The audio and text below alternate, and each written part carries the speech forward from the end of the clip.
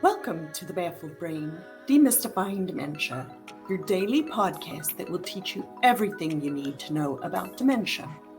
At Think Different Dementia, we know that dementia seems complex and challenging to manage, but we also know with the right tools at the right time, dementia is made simple. I am your host, Lizette from Think Different Dementia, where we believe you're only one technique, the right technique, away from thriving and not just surviving your dementia journey. So please like this video, please subscribe to the podcast, and please share these videos with your friends and families so that we together can thrive and not just survive your dementia journey. So welcome to today's program.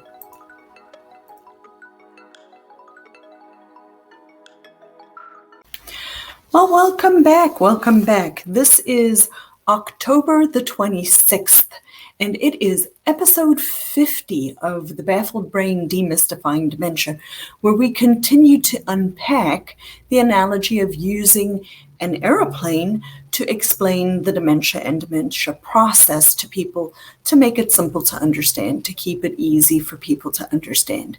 Thank you for joining me again today. I appreciate your time, and I'm super excited to be here again on this beautiful, beautiful day.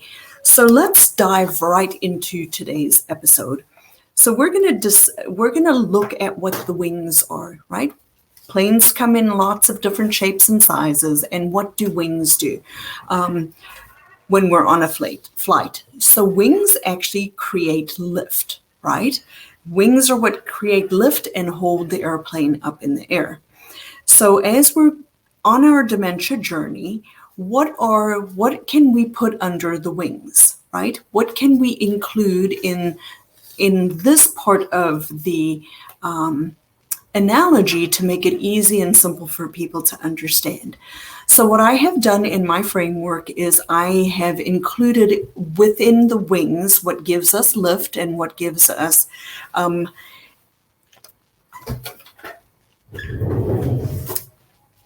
helps if I don't drop my brain, right? What gives us lift are the nuts and bolts strategies that we would use as occupational therapists, physical therapists, speech language pathologists to help people with dementia. So we treat people with dementia all the time. If you think about it, 1 out of every 3 seniors die with some form of dementia. And in South Carolina, we are 7th in the nation for the highest incidence of dementia. And there are lots of reasons for that. And we will continue to explore some of the reasons as we look at causes and so on. But from a pragmatic perspective, what can we talk about when we talk about creating lift or helping us in our journey, in our flight, to keep the plane in the air? So from an occupational therapy perspective, I continue to work. I work as a home health therapist, and I thoroughly love my job.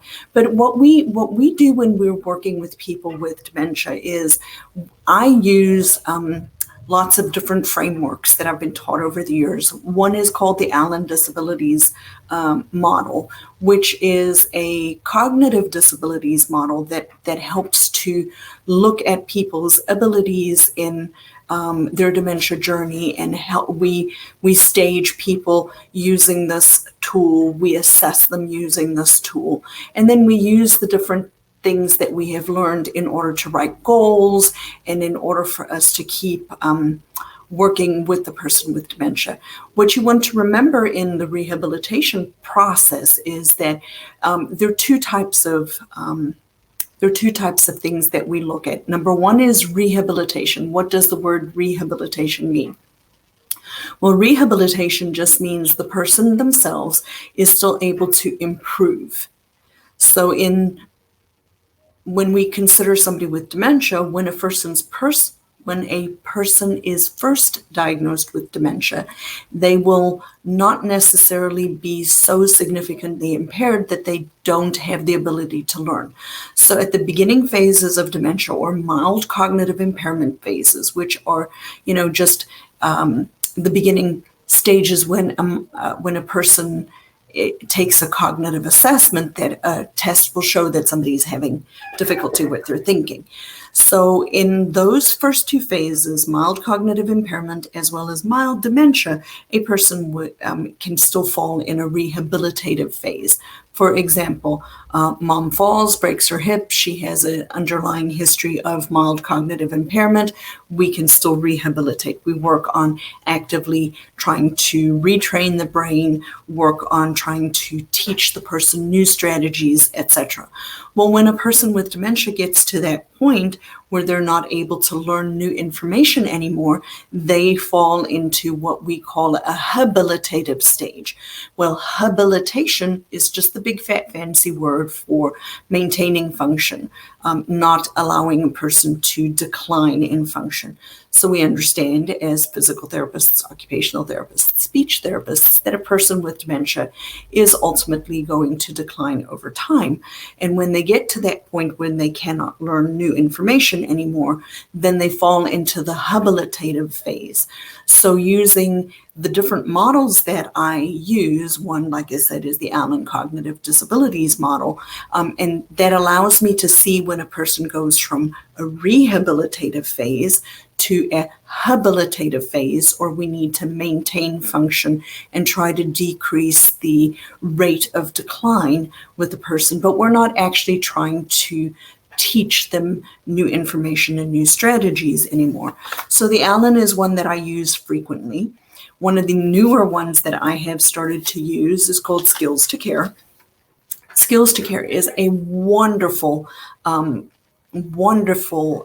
evidence-based occupational therapy treatment plan that we use with the care partners. And it looks at the care partner as being primary in this relationship between the person with dementia and the care partner.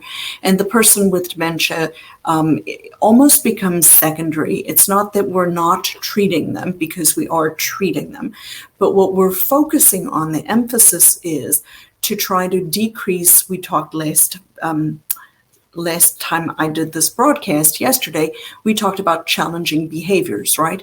And challenging behaviors being a person with dementia's inability to communicate an unmet need, whether it be physical or emotional.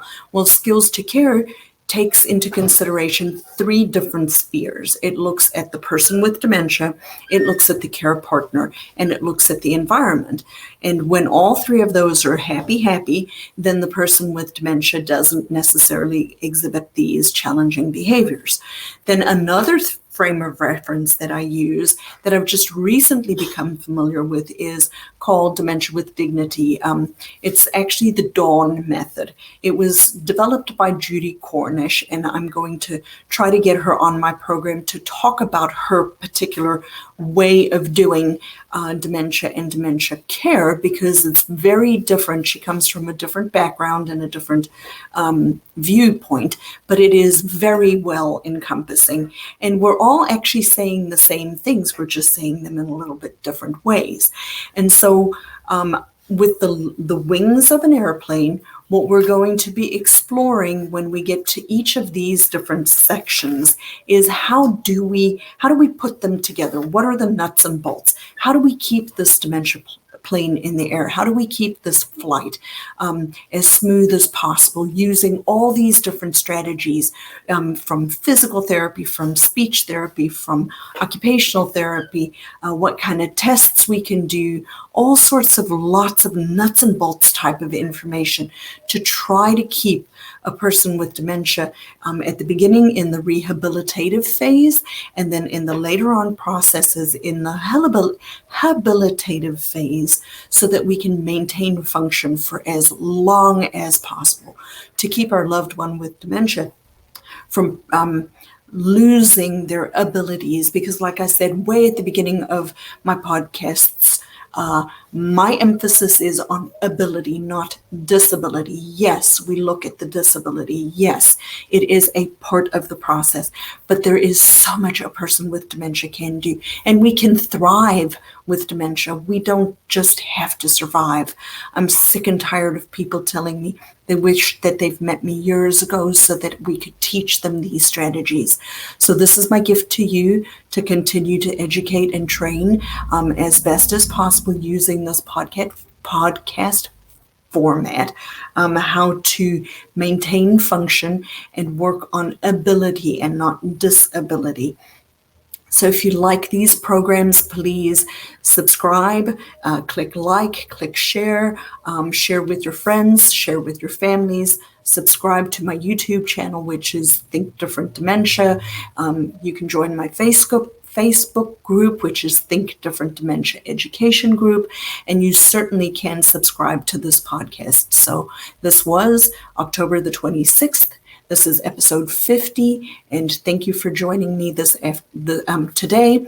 The Lord bless you and keep you, and I will be back again tomorrow.